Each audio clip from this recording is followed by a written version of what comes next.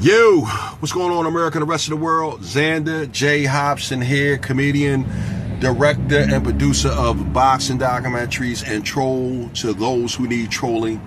This here is another episode of Hell for Leather News brought to you by the Brilliant Artist Movement. So, folks, my condolences to the family and friends of Renee Nicole Good.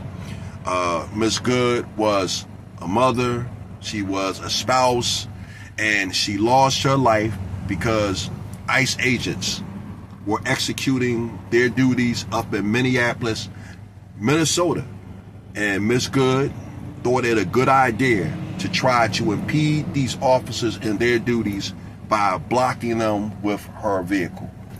And when the officers jumped out of the car to try to get her to move, she drove her car in the direction of one of the officers, and he felt as though his life was in danger, and he discharged his weapon on a handful of occasions and killed Miss Good. Now, folks, I'm going to say this, right?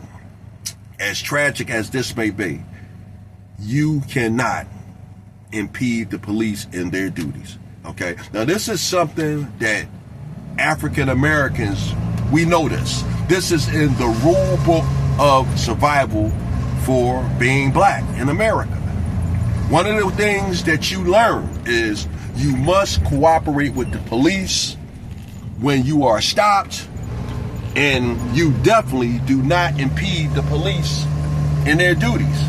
Now, Miss Good, she might have been a great person, but you know what? She was on some Karen shit when she tried to stop those officers from doing their duties. I sympathize with her loved ones. I hate that she sacrificed herself for people who came in this country illegally. And as a result of her sacrifice, her family and her friends are now mourning.